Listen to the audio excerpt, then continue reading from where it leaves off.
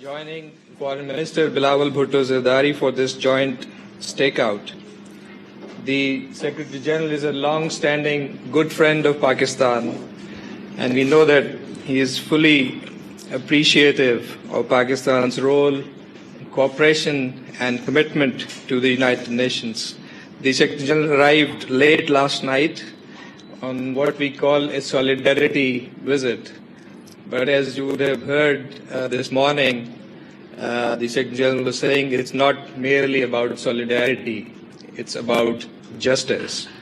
I think the Secretary General's presence, his voice are already raising the global spotlight on the situation that has arisen as a result of the mega climate calamity. We are pleased to have him with us. I would request the Foreign Minister to make his initial remarks. That would be followed by remarks by the Secretary General, and then we would have a very short time for a few focused questions. Bismillahirrahmanirrahim. Assalamu alaikum. It is an honor and a privilege to welcome the Secretary General of the United Nations at Pakistan's Foreign Office. Mr. Secretary General, as you stand here today, a third of my country's landmass is underwater. 1 in 7 people, 33 to 35 million people have been devastated by what you've called a monsoon on steroids. Our people, their lives, have lost their lives, their livelihoods, are facing the very real threat of hunger, disease, and further devastation. As you have mentioned, this is not simply about solidarity. It is a question of justice. The Pakistani citizen of Larkana, of Nasirabad, of DG Khan, of Gilgit-Baltistan, of Nowshera, who've had all of their possessions taken away from them, did not contribute to the catastrophe that they are facing today. This climate catastrophe, as Julian said earlier this week, is a fancy way of saying it is the price tag we pay for the industrialization of richer countries. Your Excellency, as the Foreign Minister and the government of Pakistan, I am conveying to you and to the world that at this point in time, I am unable to get the resources required to these people who are in desperate situations. My party's slogan is food, clothing, and shelter. I cannot shelter 33 million families. I cannot provide the food and clothing for 35 million families. We don't have the infrastructure in place. And this is just the rescue and relief phase. 1,300 people have died so far, a third of which are children. And they are staring death in the face because disease, waterborne diseases, an army of mosquitoes, of other bacteria and viruses threaten them. As our community workers, our lady healthcare workers, our medical professionals are working around the clock, they cannot cover 35 million people. And going forward, as the waters drain, we will rebuild. We have to rebuild our lives, we have to rebuild their lives, we have to rebuild their houses, we have to rebuild their schools, we have to rebuild their hospitals, they have to rebuild their infrastructure. And we know that we cannot do this alone, but we will do this together. And I cannot tell you how heartened we are by the support we have received by yourself and from the United Nations. So soon after this catastrophe, you've arrived here yourself. I told you earlier that your resident coordinator has been driving around our country, from Balochistan through floodwaters of Sindh, all over the place. We are incredibly grateful to the United Nations. And I must say, a whole generation of Pakistanis, and we can't necessarily blame them, who might have a more cynical view of the United Nations. Today, your actions, your love, your support to us in this incredibly difficult time has reignited the faith of a generation of Pakistanis in the United Nations. And this is the generation that has to suffer the cost of climate change. I look forward, Your Excellency, to working with you and working with your team, not only to save the people of my country, but to work with other developing countries who have not contributed to the catastrophe of climate change, but are paying with their lives and livelihoods. And we have confidence. We have confidence in the United Nations. We have confidence in our international partners that they will not leave us in our difficult times. And we will build Pakistan back and build back better. Once again, Your Excellency, we're incredibly grateful for your presence. Thank you very much, Honourable Minister, for your kind words. Ladies and gentlemen of the media, good afternoon. I'm here to express my deep solidarity with the Pakistani people over the devastating loss of life, human suffering, and physical damage caused by this year's floods, a product of the intensification of climate change. Today, I was briefed by Prime Minister Sharif, Foreign Minister Bhutto, and other senior members of the government on the latest developments. Some regions of Pakistan have just experienced their wettest August on record, and rainfall in some provinces was up to 8 times higher than usual. Climate change is there.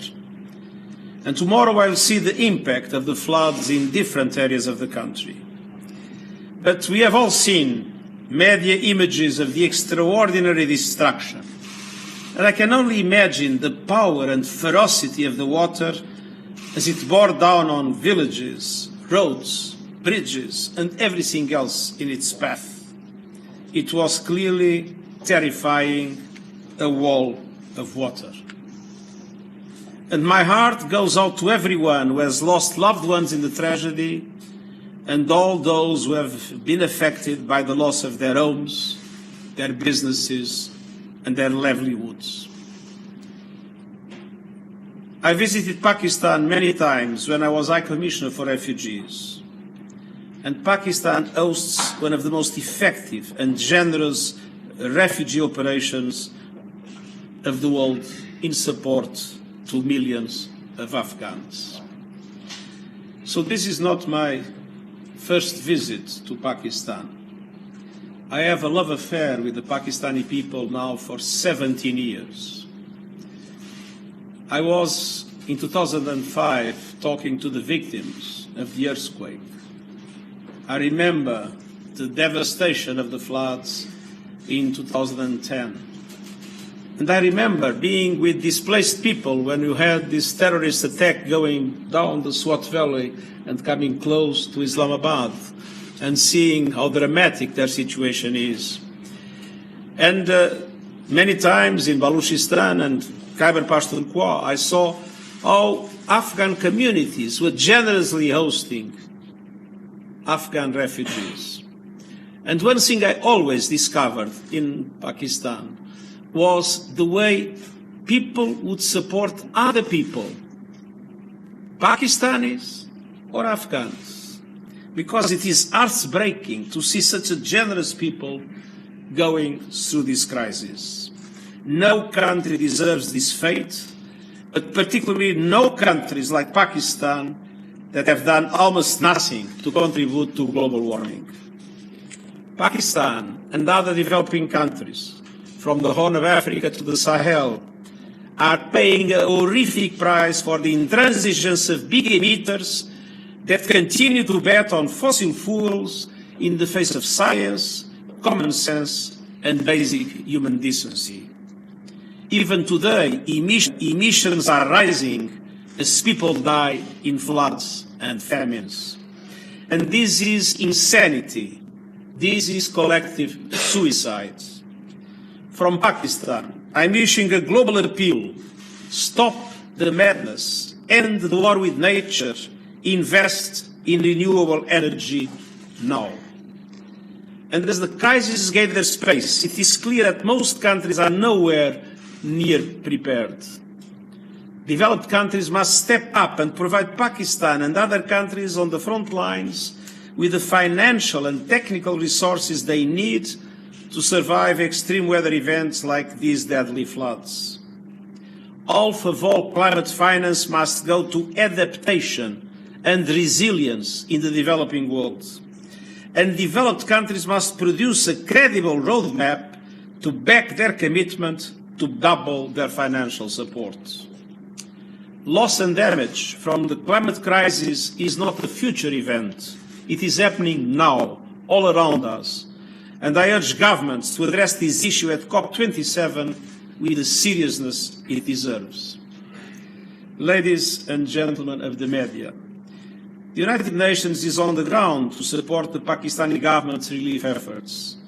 We and the civil society are making good use of the funds released from the UN Central Emergency Response Fund, and we are stepping up our efforts through an air bridge from Dubai. Our people have delivered food or cash assistance to hundreds of thousands of people in Balochistan and Sindh, tons of emergency supplies to support children and women. But let's be clear, what we have done is a drop in the ocean of the needs of the Pakistani people. Hundreds of thousands of people are living in camps, and many more, 6 million, as far as I know, are with host communities that are sharing everything with them. An important reason for my visit is to draw the attention of the international community to this climate catastrophe and to appeal to massive support.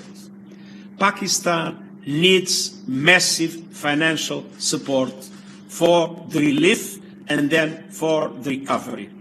And as I said this morning, and I repeat, it's not a matter of solidarity or generosity, it's a matter of justice. Before I conclude, allow me to say a few words about the passing of Her Majesty Queen Elizabeth II. On behalf of the United Nations, I extend my sincere condolences to the Queen's family and to the people of the United Kingdom and the wider Commonwealth.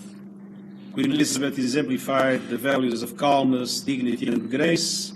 For as long as I can remember, she has been a reassuring presence on the global stage. Thank you.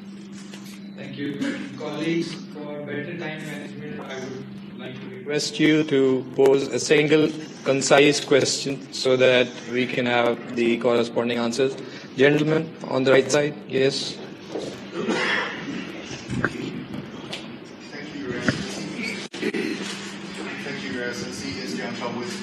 No accents. It's John Chao with China's Xinhua News Agency. Sorry, I will speak louder. It's John Chao with China's Xinhua News Agency. We have witnessed such a huge loss and damage in Pakistan due to flood and world climate change. And I said that during a recent interview, Pakistani UN Ambassador Mr.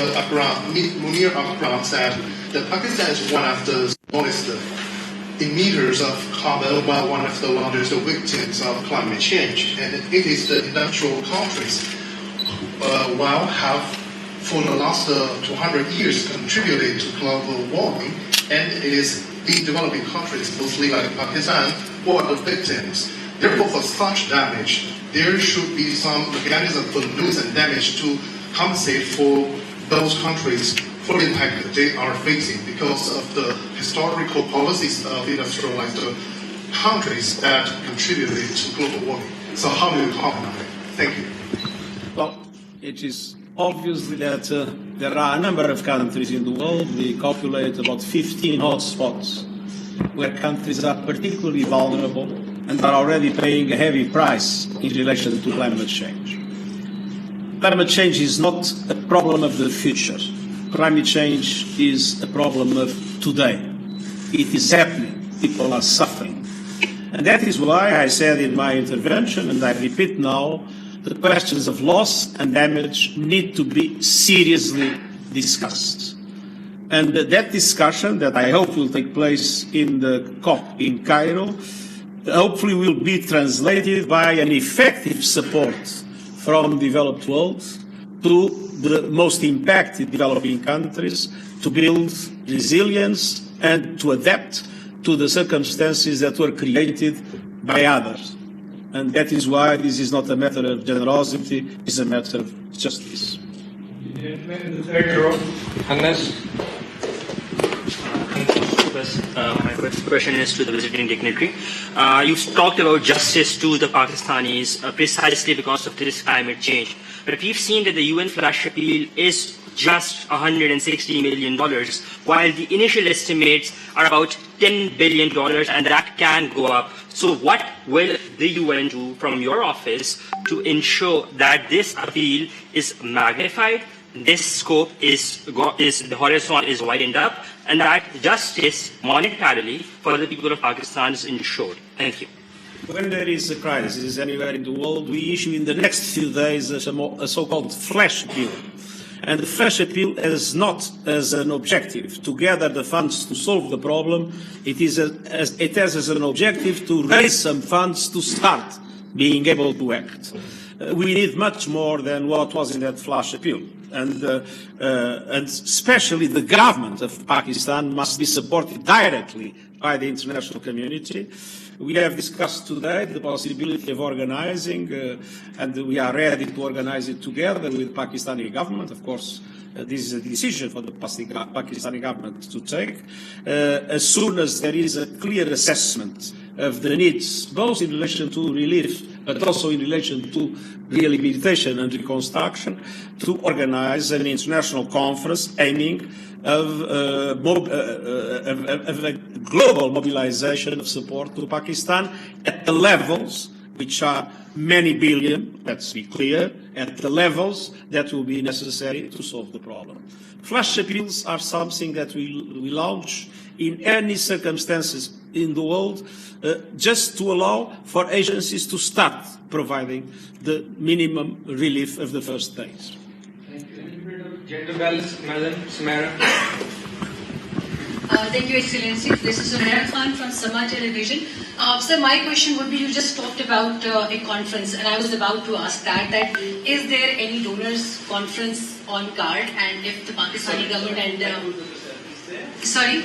Is there any donor conference on the card? I was about to ask the same question. You just hinted upon that there would be, there are chances of having a conference once the estimates are clear.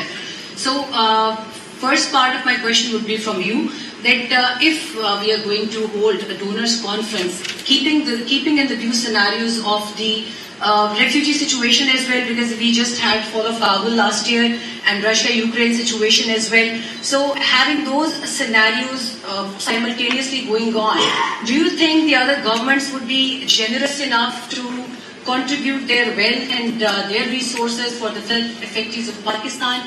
And second part is from the respected Foreign Minister of Pakistan.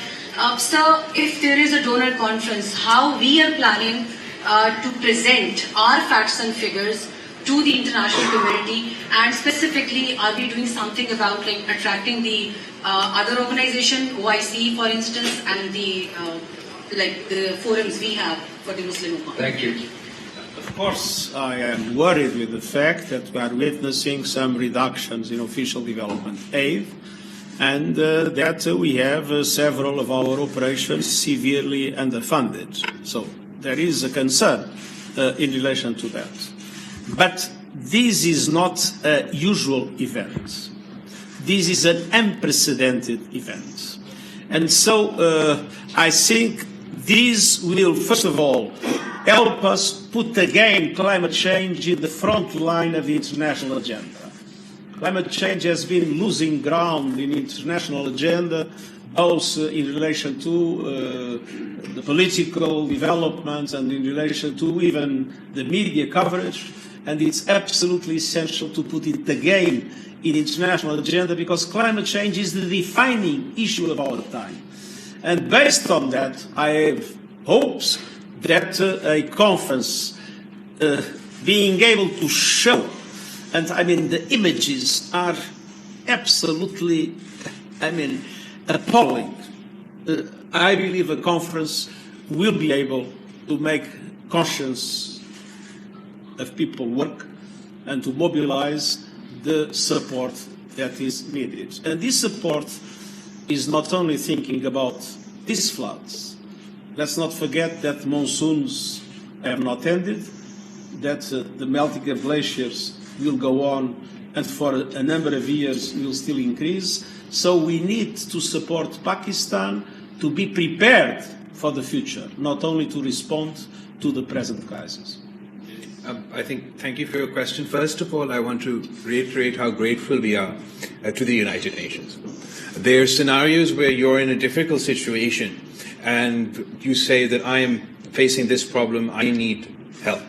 In this situation, it wasn't that Pakistan reached out to the United Nations or the Secretary General and said, sir, we need your help. The Secretary General, on his own accord, is here, ready and willing to help. So I think it speaks to the compassion of the Secretary General of the United Nations and his leadership, that he has owned our crisis that is not only a Pakistani crisis, but is a global crisis. As far as your questions about the donor conference is concerned, so we've already had our flash appeal, like the Secretary General said. It's an initial appeal just for the basic, to sort of get things going. As far as the donor conference is concerned, that we are waiting for our damage assessment, a joint damage assessment, to be comprehensively completed. At the moment, we are still in the rescue and relief phase. We are still saving people from imminent danger, and we are still desperately trying to get rations and relief to those who need it. As we speak, places like Dadu and Sevan are desperately trying to save their populations from inundation, from flooding, while smaller towns and villages are being inundated by floodwater. One of the largest, if not the largest lake in Asia has broken its banks not once, not twice, but thrice. So we're still facing the sort of calamity itself. Once the water recedes, you will have a comprehensive damage needs assessment that will put us in a position to work with the international community. And we're very grateful once again that and rather than me asking the Secretary General that, sir, I need your help for a donors conference, he himself has offered his good offices to support us in that event when the time comes. So with your permission, I have two last questions. One, Mr. Paracha, followed by Mr. Nadine Heather. Thank you very much. Excellency, thank you for coming over to Pakistan. I'm here. And you are not a stranger even for us. We acknowledge as a friend that he is here. Massive destruction that you talked about, and no end still for the miseries of human beings. But I was really touched when you also talked about the war on terror. And the biggest victim of the war on terror is rightly standing beside you, our young foreign minister who lost his leader, his mother, his mentor. Pakistanis suffered, 80,000 people died, and over $100 billion losses. And now the second, tragedy is in form of climate change. And again, Pakistanis are dying. Why Pakistan has to pay the prices every time whenever there is a crisis in the world? Would you advocate or would you consider talking to the world instead of a debt rescheduling? They should go for a debt write-off against Pakistan. और honourable foreign minister, मेरा आपसे सवाल ये है, सुबह जब ये सारे उठे होंगे तो इन्होंने इंग्लिश न्यूज़पेपर पढ़े होंगे और हर न्यूज़पेपर की हेडलाइन वो फ्लड विक्टिम्स के हवाले से नहीं है, वो इस तबाही और बर्बादी के बारे में नहीं है जो आपने देखी है, मैंने देखी है. वो हमारा पॉलिटिकल लड़ाई है जो हेडलाइंस में नजर आ रही है. हम अगर खुद फोकस नहीं कर पा रहे, I am not blaming any party, हम खुद फोकस नहीं कर पा रहे तो हम दुनिया की तरफ क्यों देखते हैं कि वो हमारी मदद करे. And I really appreciate mister Julian when he last time talked the same thing and even asked us as the media to show the story of the world. Thank you. If there is anything I've been talking all the time, especially since the beginning of the COVID, is the absolute need to have effective mechanisms of debt relief in the world for developing countries that are on the verge of financial collapse. We had just one initiative, as you remember, a suspension of the payment of debt now for 2 years for least developed countries, but there are no mechanisms of debt relief. There is a framework that has been very slow, and only 3 countries applied because it's not effective at all. And there are no mechanism of debt relief in place, especially for middle-income countries. And this is something I've been putting as much as I can in the agenda of the G7, of the G20, of the meetings of the IMF and World Bank, and I will not stop this campaign because I think it's absolutely essential. The risks for the world of a group of countries having defaults would be extremely, extremely high. We discussed today some creative ideas that we are trying to put on the table in different scenarios, namely in relation to climate change. And one of those ideas that I very much cherish and we are trying to promote as we speak is in relation to debt swaps for investments in adaptation, which means the country, instead of paying its debt, invests that money in transition for a green economy and in building resilience against the impacts of climate change. This idea was born in our discussions with small island developing states that are, as you know, some of the most impacted countries in the world, and some of them risk to disappear.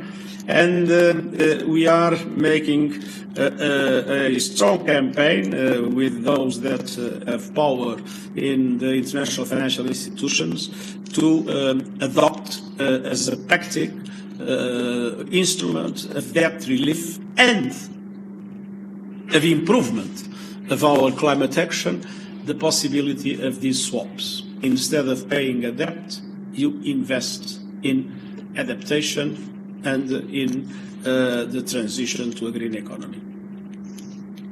और आपका जो दूसरा सवाल था पराचा साहब, I completely and utterly agree with you.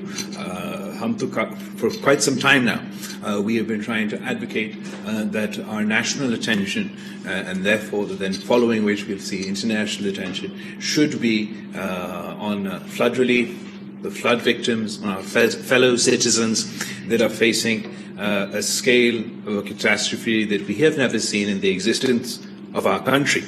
And you're very right. Unfortunately, we get distracted by political events. And we're very grateful to those who've consistently engaged, particularly amongst the media community, because we know that there's a race for ratings.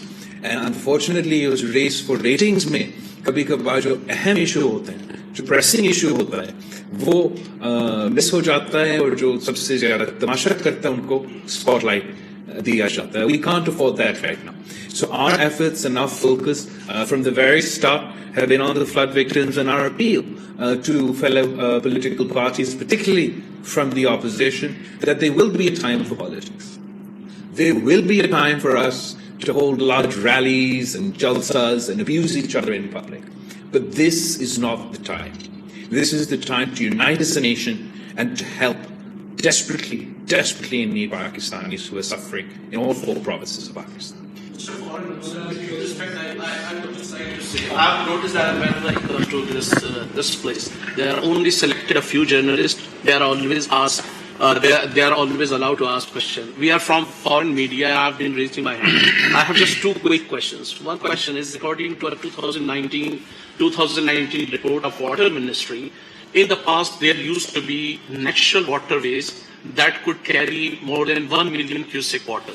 And because of encroachment, that has shrunk to 100,000. Most of those who encroach upon, they are from the elite and super rich classes of Pakistan. What will the government do to clear? Because many people believe, many experts believe that had they been cleared, this would not have brought big disaster. My second question is directed to the respected Secretary General. There are critics who believe that the United Nations failed in helping African countries get reparations for slavery. there were colonial power like the United Kingdom, according to Columbia University, looted $45 trillion from this region where you are standing, and they were not given any reparation. The United Nations failed in preventing France from carrying out nuclear detonation in South Pacific Ocean that has jeopardized the very existence of some countries. It failed in preventing United States, which is rather one of the biggest polluter in China, from spending on fossil fuel. So how can the people of Pakistan pin hopes on the United Nations that we are suffering from because of the misdeeds, because of the recklessness of the global north that has been spending, on fossil fuels? The largest companies belong to global north. How can people of Pakistan pin hopes on the United Nations that it will help in this, hours of, tests or difficulties? So, thank you. So, I disagree that specific journalists ask questions every time. For example, today, my friend from the Chinese media and from Sawal Hai TV have asked me a question for the first time. Second of all, as far as encroachments are concerned, absolutely. Okay, monsoons may, barishoon may, normal rain and weather events, they are encroachments on drains and on sewage agents, natural waterways that could help the water exit faster. In this case, where we have a 100-kilometer lake that is developed in the middle of Pakistan, where from the mountains of Balochistan water is pouring in. From the skies above, we had 2 months of just flood from the skies. And when the Indus the floods of the Indus are descending down, all collecting in the province of Sindh to form that 100-meter lake that is still descending to our province. आप मुझे बताएं कि मैं कितना बड़ा drain बना दूं? कौन सा ड्रेन खड़ा हो सकता है? कहाँ डैम खड़ा हो सकता है जो 100 किलोमीटर वाइड लेक को रोक सकता है, जो 100 किलोमीटर वाइड लेक को ड्रेन कर सकता है? There is no man-made infrastructure that can evacuate this water. We are relying on gravity, and we're below sea level, and we're relying on what drain can compete with the mighty Indus. What drain can compete with such vast bodies of water? So I understand that in a normal sort of circumstance, aam barishon ke liye, you can talk about sort of the construction of elite housing societies and such things on natural. In this case, it is the disaster of such a scale that there is no drain that can address this issue. Well, if there is something the United Nations, and me in particular, have been insisting very strongly in the last few years, is of the absolute need of developed countries to fully fulfill their commitments in the Paris Agreement in relation to support to developing countries. And we were behind the campaign that was made for adaptation to be taken seriously, and that led to the promise. Let's see what happens to the promise of $40 billion per year in support for adaptation in developing countries. And we are in the first line of putting in the agenda of the COP loss and damage. So we are really doing everything we can to push those issues in the agenda and put pressure for them to happen. But it's not the United Nations that decides those things. It's member states themselves. And it's the international financial institutions that manage, to a certain extent, if management is the right word to do, the global financial system. And if there is something that I've been saying loud and clear, is that our global financial system is morally bankrupted. Excellency, it was actually right then it was taken away. One is in South Asia, which is issue of Jammu and Kashmir. And whenever you come to this region, Pakistani leadership definitely takes you into confidence over peace and security. So peace and security is directly linked with the unresolved issue of Jammu and Kashmir. And India only listened to United Nations as a mediator. So tell us whether are you ready to mediate to ease relations between India and Pakistan? And connected to this is India is also trying to make entry to United Nations Security Council. So with the worst human rights violation record, so in the days to come, do you think India will be given entry into the UN Security Council? or there are some other plans? What are other plans as far as reforms are concerned? Thank you. As a matter of fact, if there is something that I've been always offering is my good offices in mediation. But as you know, the Indian side considers that this is a bilateral matter to be solved only by Pakistan and India, and the mediation of the United Nations has not been accepted until now. On the other hand, we have been very active in relation to the clear affirmation that human rights must be respected. Thank you very much. Thank you. Thank you so much. Thank you so much, everybody. Another appointment. Thank you.